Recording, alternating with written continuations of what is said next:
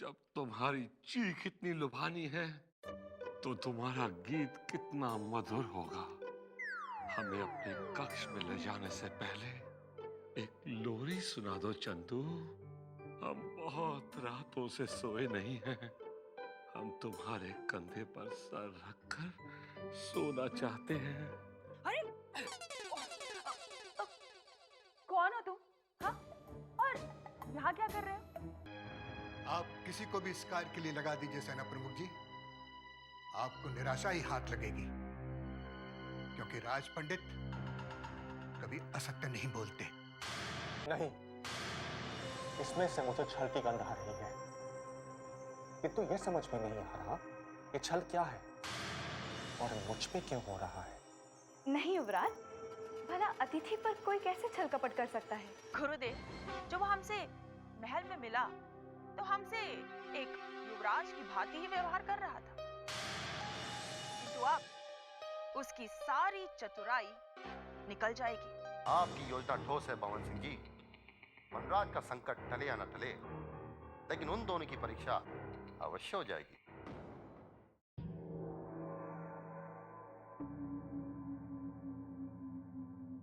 क्या? ये आप क्या कह रहे हैं सेना प्रमुख जी? यदि आपने मुझे और महामहिम को उस भयानक पशु के सामने भेज दिया तो वो हम दोनों को देखते ही देखते समाप्त कर देगा। हाँ सेना प्रमुख जी, हमने इस परशुराज की शक्तियों को पहले भी देखा है। अमावस की रात उस अतिथि युवराज में 10 हाथियों का बल आ जाता है। तो क्या हुआ? आप भी तो बहुत बड़े और महान योद्धा है महामहिम जी। मुझे उस वनराज के बराबरी का योद्धा आपके सिवाय और कोई नहीं दिखाई दिया। ऐसी बात नहीं सेना प्रमुख जी, हमारी धरती ने बड़े बड़े योद्धा महायोद्धा को जन्म दिया है। आप उनमें से किसी एक को भेज दीजिए ना। महामहिम जी, भुवन सिंह जी ने आपको और नागराज को वहां जाने का आदेश दिया है। सेना प्रमुख जी, मैं तो एक निर्बल सा तुच्छ अधिकारी हूं। मैं उस वनराज के सामने कैसे टिक पाऊंगा जो 10 हाथियों से भी अधिक बलवान है। और वैसे भी पिछले कुछ दिनों से मेरा स्वास्थ्य बिल्कुल भी ठीक नहीं है। सेना प्रमुख जी, मेरे लिए तो उठकर चलना भी कठिन हो रहा है। आप एक काम कीजिए, महामहिम को अकेले भेज दीजिए ना। अब बहाने मत बनाओ। अभी तक तो तुम्हारा स्वास्थ्य ठीक था, और उस पशुराज का नाम सुनते ही तुम्हारा स्वास्थ्य बिगड़ गया। यदि हमें उस पशुराज के सामने जाना पड़ा तो हम तुम्हारे बगैर नहीं जाएंगे। आप ठीक कह रहे हैं मामा जी। नागराज का स्वास्थ्य ठीक रहे ना रहे, आप दोनों को वहां जाना ही होगा। वैसे आपको घबराने की कोई जरूरत नहीं है। पूरे रूपनगर की सेना आपके पीछे रहेगी। यदि अगर पशुराज ने आप पर आक्रमण भी कर दिया तो रूपनगर की सेना आपको बचा लेगी। परंतु सेना प्रमुख जी, आप हमें सेना के आगे ही क्यों खड़ा करना चाहते हैं? हम सेना के पीछे भी खड़े रह सकते हैं ना। हम सेना के पीछे खड़े रहेंगे, उन्हें निर्देश देते रहेंगे और वनराज की तरफ से आने वाले किसी भी संकट को समाप्त कर देंगे। सेना प्रमुख जी, नागराज ठीक ही तो कह रहा है। हमें तो नागराज का सुझाव बहुत पसंद आया। यदि आप हमें नागराज की रणनीति पर कार्य करने का आदेश दे दे तो हम रूपनगर की रक्षा कर सकते हैं। नहीं नहीं नहीं, श्री भवन सिंह ने जो रणनीति बनाई है, हमें उसी के अनुसार कार्य करना होगा। आप दोनों को रूपनगर की सेना से एक कोस आगे खड़े रहना होगा और वहीं से पुराने महल पर अपनी दृष्टि रखनी होगी। सेना प्रमुख जी, आपको क्या हो गया है? क्या हो गया है आपको? आप हम दोनों को मरवाने पर क्यों तुले हुए हैं? यदि हम आपको इतने ही बुरे लगते हैं तो उठाइए अपनी तलवार और हम दोनों का शीश काटकर फेंक दीजिए। सेना प्रमुख जी, नागराज ठीक ही तो कह रहा है। पता नहीं आप हमारे पीछे क्यों पड़े हुए हैं, जबकि हम दोनों आपका सम्मान भुवन सिंह जी से अधिक करते हैं। अब जो कुछ कर सकते हैं भुवन सिंह ही कर सकते हैं, क्योंकि मैं उनकी रणनीति को बदल नहीं सकता। और हां, उनके आदेश का पालन ठीक से करना, अंतिम सांसों तक सेना के आगे ही खड़े रहना। चलता हूं मैं।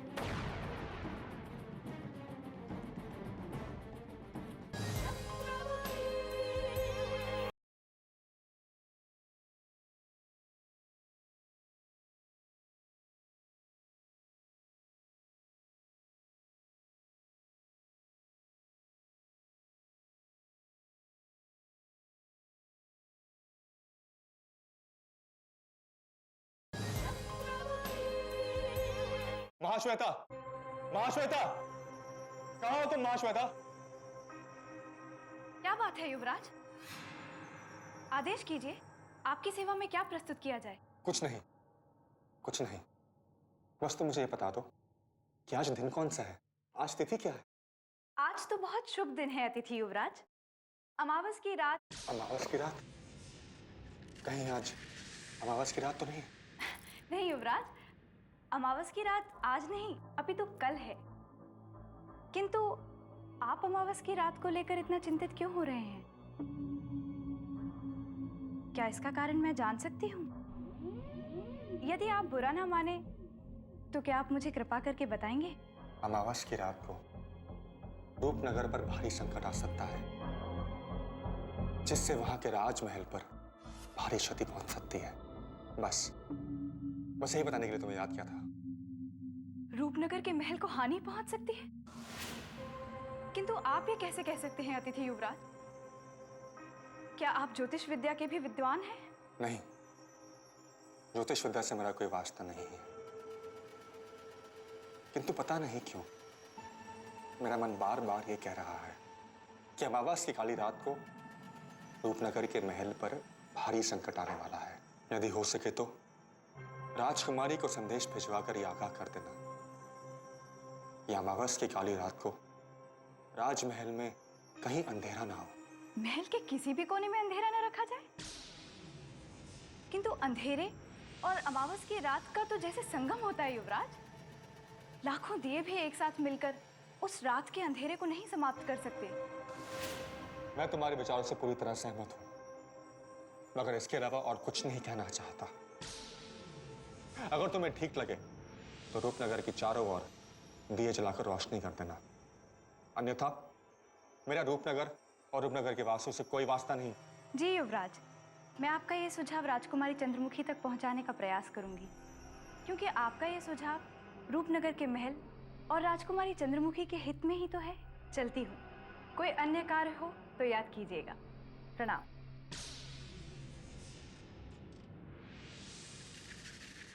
अमावस की रात आने से पहले ही हमारे मन में जैसे भय का अंधेरा छाने लगता है।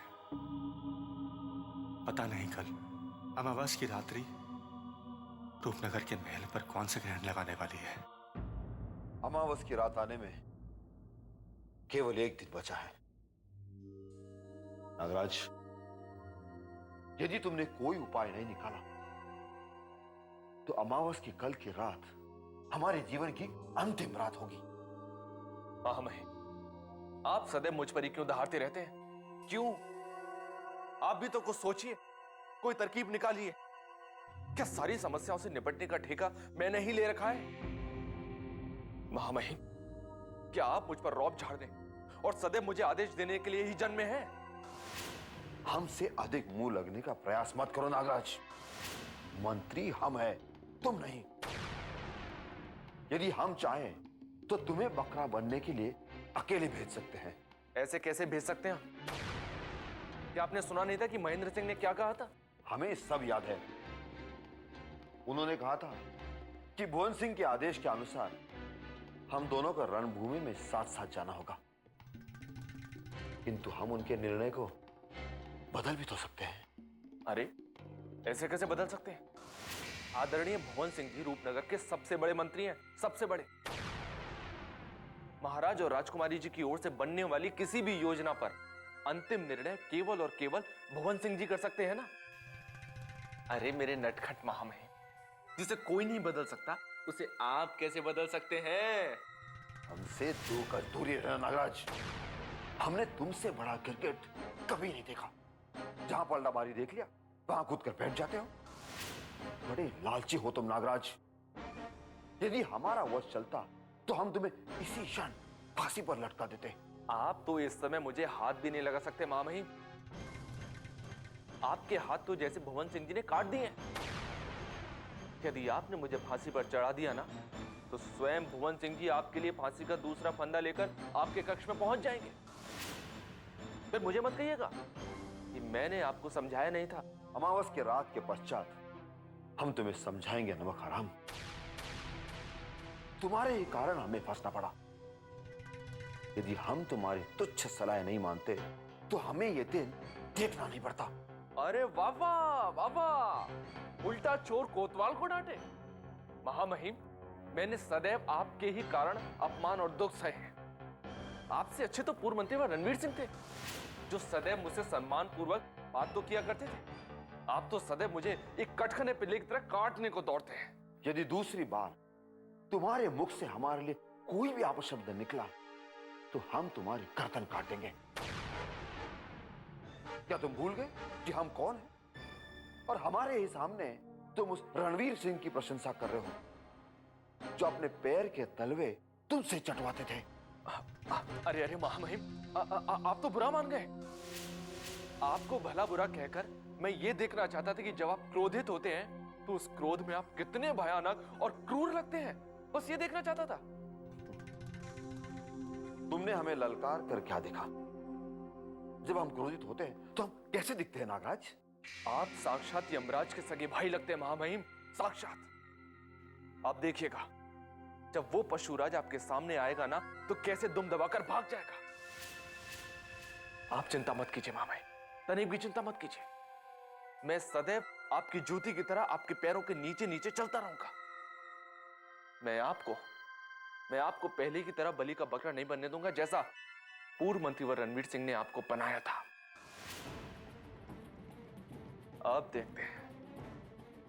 अब देखते हैं महामहिम कि अमावस की काली रात रूपनगर और रूपनगर के इस महल पर क्या बिजलियां गिराती है।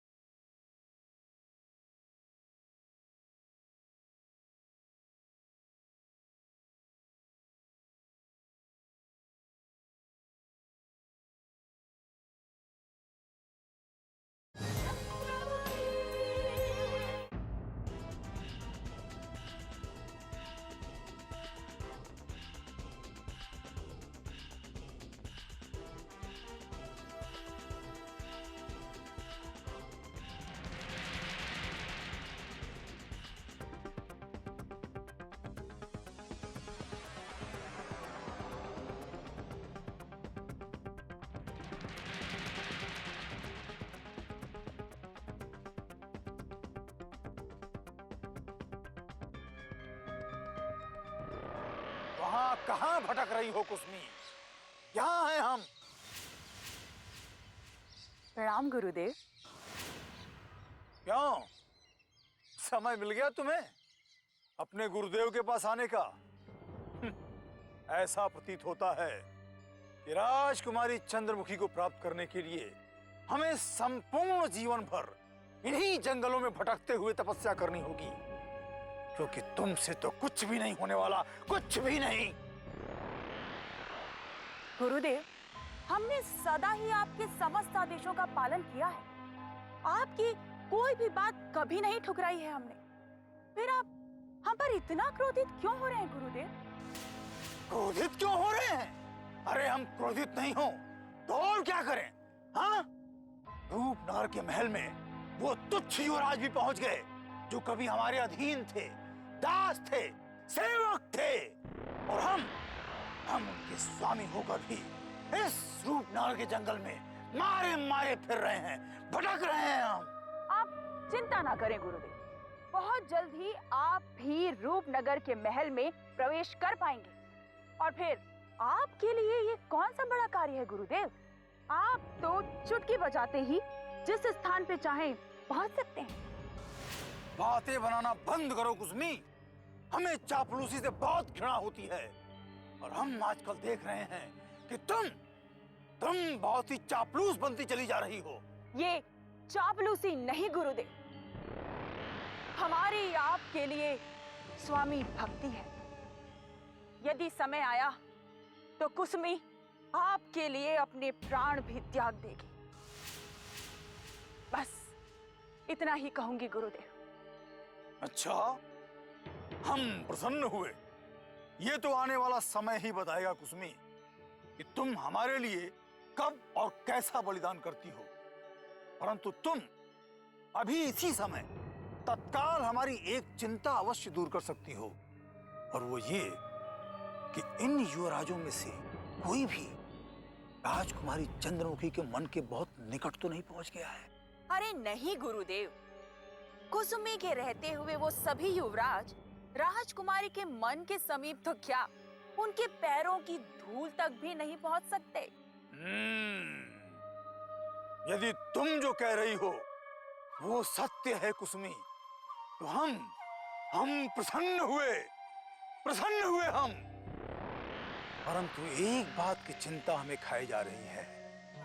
यदि राजकुमारी चंद्रमुखी किसी मूर्ख युवराज पर मोहित हो गई तो हमारा क्या होगा? इसलिए हम चाहते हैं कि हम शीघ्रातिशीघ्र रूपनगर के महल में पहुंचकर अपना डेरा डाल दें। ये आप क्या कह रहे हैं गुरुदेव? आपको रूपनगर के महल में पहुंचने के लिए इतनी शीघ्रता नहीं दिखानी चाहिए, क्योंकि अभी रूपनगर के महल में सभी गुप्तचरों की दृष्टि जमी हुई है। इस समय आपका रूपनगर में आना हमारे लिए संकट पैदा कर सकता है गुरुदेव। नहीं नहीं कुसुमी, नहीं, ये तुम्हारी भूल है। क्या तुम ये नहीं जानती कि संकटों से खेलना तुम्हारे गुरुदेव की पुरानी आदत है? अब चाहे जो भी हो, येन केन प्रकारेण हमें रूपनगर के महल में जाकर अपना निवास बनाना ही होगा। इसलिए जाओ, शीघ्र जाओ, हमारे निवास के लिए रूपनगर के महल में किसी गुप्त स्थान का प्रबंध करो। जाओ। किंतु गुरुदेव। नहीं, किंतु परंतु अब हम कुछ भी नहीं सुनेंगे कुसुमी, क्योंकि राजकुमारी चंद्रमुखी को प्राप्त करने के लिए हमें तत्काल रूपनगर के महल में सींध लगानी होगी। यदि हमने ऐसा नहीं किया तो हम राजकुमारी चंद्रमुखी से अपने हाथ धो बैठेंगे। जानती हो क्यों? क्योंकि इसलिए कि रूपनगर के महल में उपस्थित सभी युवराज राजकुमारी चंद्रमुखी को प्राप्त करने के लिए उसके आसपास भंवरों की तरह मंडरा रहे हैं, भंवरों की तरह।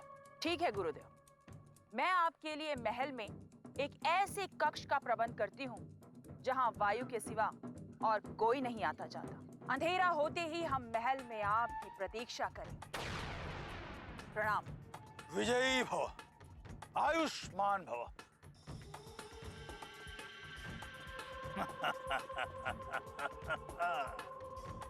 अब हम देखते हैं कि कौन राजकुमारी चंद्रमुखी को हमसे छीनने का दुस्साहस करता है। हमसे छीनने का दुस्साहस।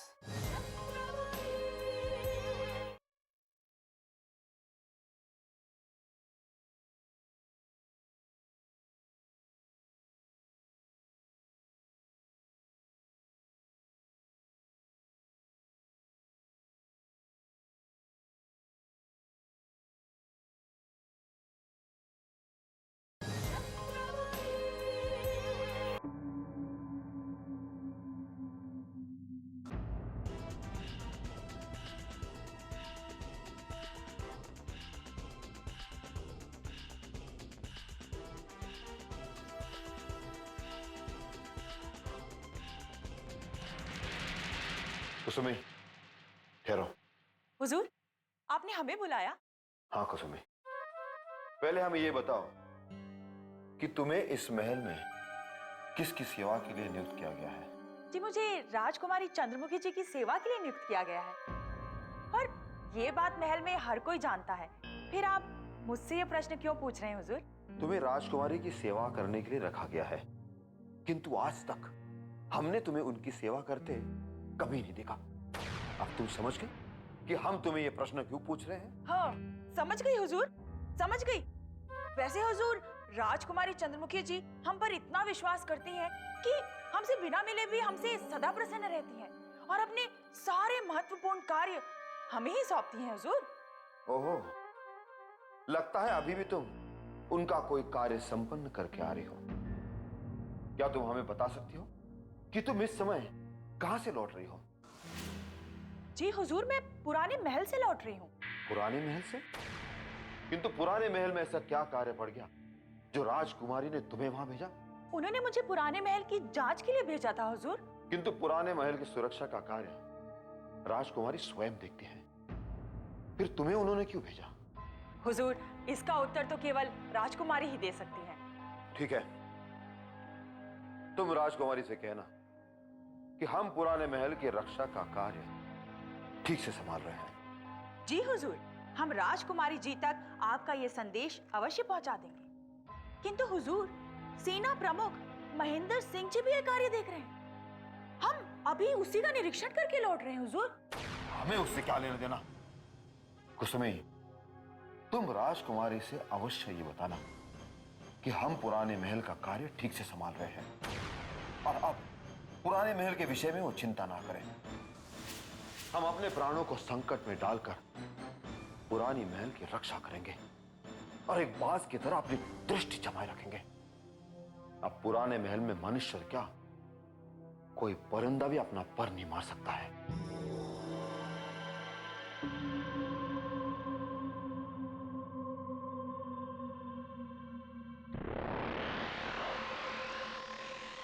अच्छा,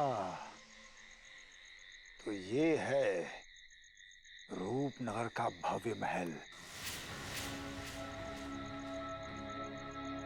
अब राजकुमारी चंद्रमुखी के साथ साथ ये महल भी हमारा ही हो जाएगा। कुसुमी उस मीनार के दूसरी ओर हमारी प्रतीक्षा कर रही होगी।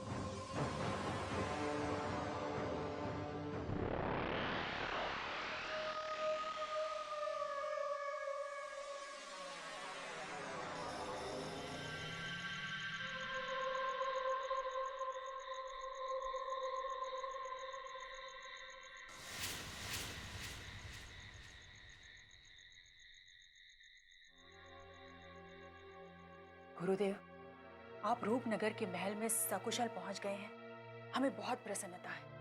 अन्यथा जिस महल में किसी परिंदे को भी प्रवेश मिलना असंभव है, वहां आप इतनी आसानी से प्रवेश कर जाएंगे कि हमने स्वप्न में भी नहीं सोचा था। भगवान का लाख लाख शुक्र है। हमारे समक्ष किसी भगवान का नाम मत लो। हम यहाँ किसी भगवान की कृपा से नहीं, बल्कि अपनी शक्तियों के बल पर पहुंचे हैं। क्या तुम स्वयं नहीं जानती कि दुनिया के महान जादूगर विचित्रसेन और तुम्हारे गुरुदेव कितनी असीम शक्तियों के स्वामी हैं। जानती हूँ गुरुदेव, किंतु ये नहीं जानती थी कि आप बिना किसी रक्तपात के महल में इतनी आसानी से प्रवेश कर जाएंगे। आपने असंभव को संभव करके ये प्रमाणित कर दिया है कि इस पूरे रूपनगर में आपके जैसा शक्तिशाली और चतुर कोई भी नहीं। शांत कुसुमी, शांत। ये समय हमारी प्रशंसा करने का नहीं है। यदि महल में कोई झांक गया तो हमारा सारा परिश्रम व्यर्थ हो जाएगा। अच्छा ये बताओ, तुमने हमारे ठहरने की व्यवस्था कहीं की है या ये प्रबंध भी हमें स्वयं ही करना पड़ेगा? हाँ? सेविका के रहते यहाँ आपको कोई कष्ट नहीं होगा गुरुदेव। आपके आदेशानुसार हमने एक ऐसे गुप्त कक्ष का प्रबंध किया है जहाँ किसी की दृष्टि नहीं पड़ सकती। अच्छा, रूपनगर के इस रहस्यमय महल में ऐसा कौन सा स्थान है जहां रात्रि के इस गहन अंधकार में हमें कोई नहीं देख पाएगा? हमें शीघ्र वहां ले चलो। आइए गुरुदेव, मैंने आपके लिए महल में एक ऐसे गुप्त कक्ष का प्रबंध किया है जहां सूक्ष्म कीट पतंगे भी प्रवेश नहीं कर सकते। आइए गुरुदेव, मैं शीघ्र अतिशीघ्र आपको उस कक्ष की तरफ ले चलती हूँ। अगर यहाँ किसी ने हमें देख लिया तो सारे महल में भूचाल आ जाएगा। चलो। आइए।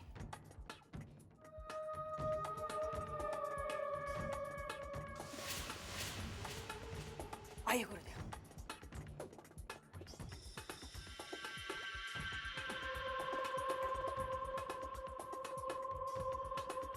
आइए गुरुदेव, पधारिए। गुरुदेव, यही है वो गुप्त कक्ष जहां आपको कोई भी नहीं देख सकता।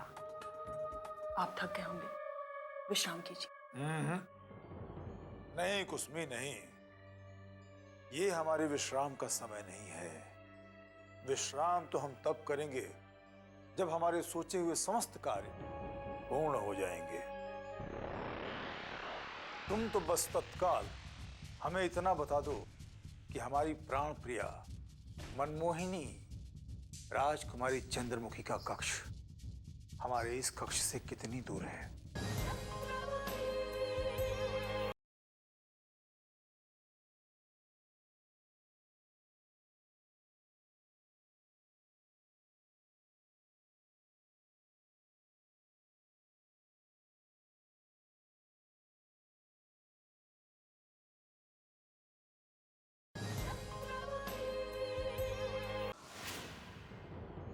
तुम तो बस तत्काल हमें इतना बता दो कि हमारी प्राण प्रिया मनमोहिनी राजकुमारी चंद्रमुखी का कक्ष हमारे इस कक्ष से कितनी दूर है? गुरुदेव, आपकी प्राण प्रिया का कक्ष इस कक्ष से विपरीत दिशा में। इस समय राजकुमारी चंद्रमुखी महल के उत्तरी दिशा में विश्राम कर रही है और हम दक्षिणी दिशा में। सुंदर, अति सुंदर। एक और सूचना हमें तुमसे तत्काल ही चाहिए, और वो ये कि इस समय महल में ठहरे हुए अन्य अतिथि युवराज कहाँ ठहरे हुए हैं?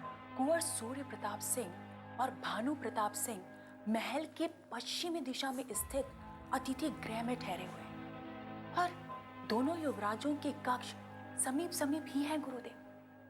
इस समय दोनों युवराज गहन निद्रा में लीन हैं।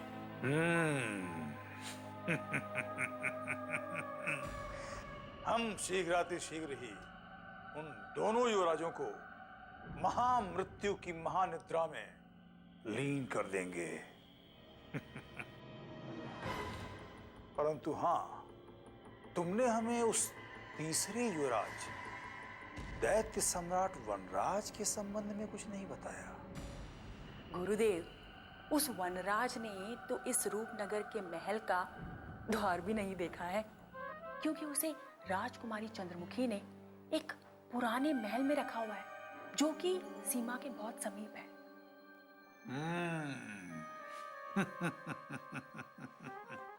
अच्छा, अब हमें पूर्ण विश्वास हो गया है कि राजकुमारी चंद्रमुखी दैत्य सम्राट वनराज के अमावस की रात को हिंसक पशु में परिवर्तित होने के रहस्य को भली भांति जान गई है। इसी कारण उसने वनराज को महल की सीमा से दूर पुराने महल में ठहराया है। परंतु वो ये नहीं जानती कि दुनिया की कोई भी शक्ति अमावस की रात को दैत्य सम्राट वनराज को पशु में परिवर्तित होने से रोक नहीं सकती। और एक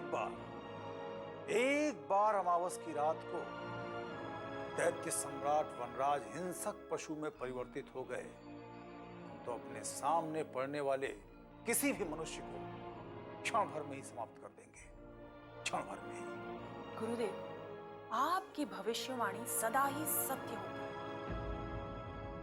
क्या आप ये बता सकते हैं कि अमावस्या की उस रात को जब वनराज पशु में परिवर्तित होगा तो सबसे पहले मृत्यु के मुख में कौन जाएगा? तुम। गुरुदेव। हाँ, तुम भी हो सकती हो। जी, मैं? तुम ही क्या, उनके समक्ष जो भी पड़ेगा समाप्त हो जाएगा। हाँ, ये सत्य है, परंतु इसमें इतना आश्चर्यचकित होने की कोई आवश्यकता नहीं है, क्योंकि अमावस की रात्रि को दैत्य सम्राट वनराज के समक्ष यदि देवता भी पड़ जाएं, तो वो स्वयं को बचा नहीं पाएंगे। इसीलिए तुम्हारे लिए सुरक्षित यही होगा कि तुम स्वयं को अपने कक्ष के अंदर ही बंद कर लो, क्योंकि अमावस की रात्रि को यहां कुछ भी हो सकता है, कुछ भी।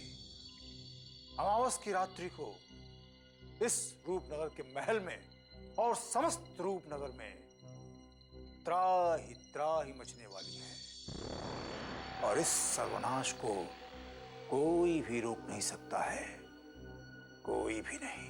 गुरुदेव, मैं अवश्य ही आपके आदेशों का पालन करूंगी, किंतु मैं ये नहीं समझ पा रही हूँ कि वो अकेला वनराज अमावस्या की रात को इतना शक्तिशाली कैसे हो जाएगा कि वो समस्त रूपनगर में त्राही मचा सकता है। कुसुमी, ये जानना तुम्हारा कार्य नहीं है।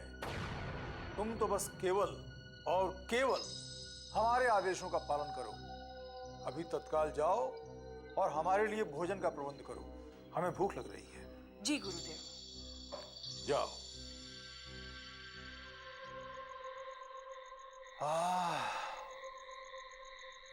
राजकुमारी चंद्रमुखी।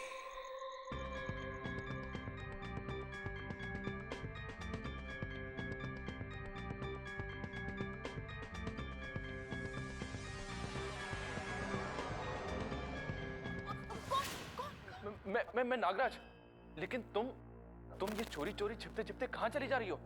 और तुम्हारे मुख पर ये भय से हवाइयां क्यों उड़ रही हैं? जी वैसे हुजूर, भय से आपका चेहरा भी तो काला पड़ गया। आप भी तो रात्रि के अंधकार में छिपते छिपाते कहीं जा रहे थे, तो फिर आप इतना क्रोधित होकर ये प्रश्न मुझसे क्यों पूछ रहे हैं? यदि मैं भी आपसे यही प्रश्न पूछूं, तो आप क्या उत्तर देंगे? मुझसे प्रश्न पूछने का कार्य तुम्हारा नहीं है कुसुमी। याद रखो, हम इस महल के एक उच्च अधिकारी हैं। प्रश्न पूछने का अधिकार हमें है, तुम्हें नहीं। बताओ, इस समय तुम कहां जा रही हो? ऊंचे स्वर में बोलकर हमें धमकाने की कोशिश मत कीजिए हुजूर।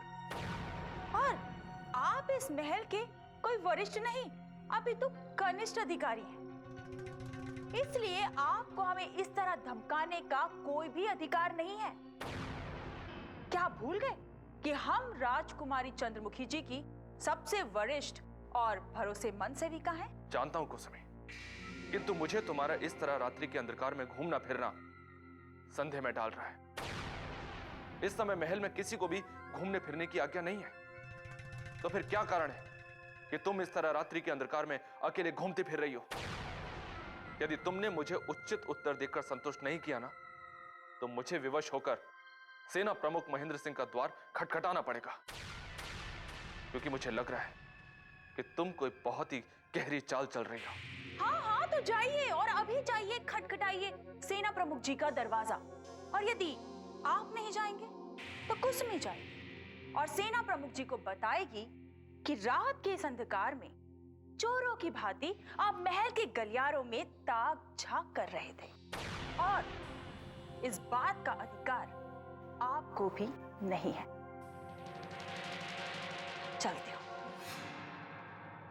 ठहरो,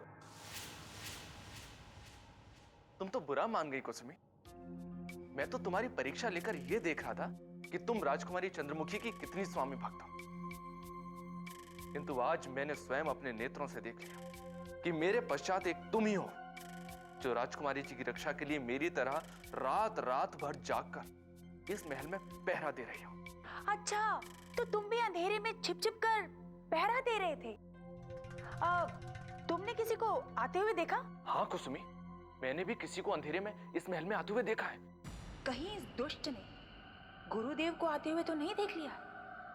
यदि इसे पता चल गया तो राजकुमारी चंद्रमुखी जी मुझे तत्काल ही सूली पर लटका देंगे। कुसुमी, किस सोच में पड़ गई तुम? क्या सत्य कह रहे हैं? 16 आने सत्य कह रहा हूं कुसुमी, 16 आने सत्य। मैंने किसी पुरुष को देखा है, किंतु मैं उसे पहचान नहीं पाया कि वो है कौन। हाँ हुजूर, मैंने भी एक आदमी को अंदर आते हुए देखा, लेकिन आप ही की तरह मैं भी उसे पहचान नहीं पाई। इसीलिए दबे पांव उसका पीछा करने निकली ही थी कि आपसे भेंट हो गई। इसका तात्पर्य तो ये हुआ कुसुमी कि हम दोनों ही अपना अपना कर्तव्य निभा रहे थे, किंतु एक दूसरे पर संदेह कर बैठे। मुझे क्षमा करना, मैंने अनजाने में तुम्हें भला बुरा कह दिया, किंतु इसमें मेरा कोई दोष नहीं था। आप भी हमें क्षमा कीजिए हुजूर, हम भी अपने क्रोध को वश में नहीं रख पाए, क्षमा प्रार्थी हैं। अब आज्ञा दीजिए, कुछ भय सा लग रहा है। तुम चिंता मत करो कुसुमी, तुम जाकर अपने कक्ष में विश्राम करो, यहाँ मैं सब संभाल लूंगा। जाओ जाओ। जी।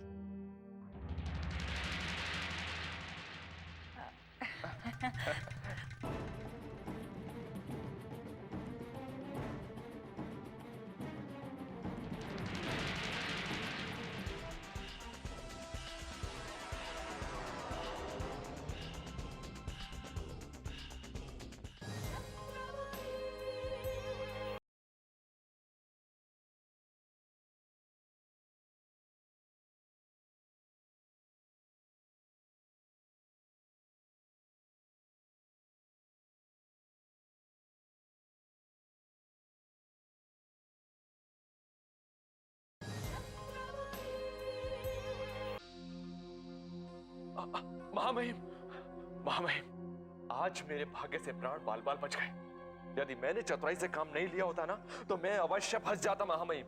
नागराज, तुम्हें इतने रात्रि में घूमने के लिए किसने कहा था? क्या तुम जानते नहीं कि हमारे शत्रु हम पर दृष्टि जमाए रखे हैं? अब हमें कुछ दिनों के लिए हमारे षड्यंत्र बंद करने होंगे। यदि हमारे षड्यंत्रों की भनक किसी को भी लग गई तो हमारे शीश हमारे धड़ से अलग किए जाएंगे, समझे? जानता हूँ महामहिम, जानता हूँ, किंतु आज भाग्य से मेरे हाथ वो कौड़ी लगी है जिसे सुनकर आप प्रसन्न हो जाएंगे महामहिम।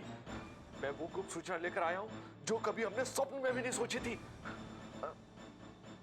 नागराज, इतने रात्रि को तुम कौन सी सूचना लेकर आए हो जो इतने उतावले हुए जा रहे हो? शीघ्र बताओ, क्या सूचना है? महामहिम, अब हमारे नक्षत्र भी पलट रहे हैं। आज महल में उसका आगमन हुआ है जो कभी रूपनगर के जंगलों में अपना साम्राज्य चलाता था। तुम किसकी बात कर रहे हो नागराज? जो रूपनगर के जंगलों का साम्राज्य छोड़कर महल में आ गया है? महामहिम, सब बताता हूँ, पहले इस तलवार को हटाइए। मैं उस विचित्र मनुष्य की बात कर रहा हूँ महामहिम, जिसने बड़े बड़े महारथियों को धूल चटा दी थी, जिसने बड़े बड़े योद्धाओं को अपना दास बना लिया था महामहिम। पहले मत बुझाओ और साफ साफ बताओ कि रूपनगर के महाबलियों को कौन दास बना रहा है? हमारे कुछ समझ में नहीं आ रहा है कि रात्रि की इस अंधकार में बिन बुलाया अतिथि कौन आया हुआ है। महामहिम, वो कोई और नहीं है, असीम शक्तियों का सम्राट विचित्रसेन है।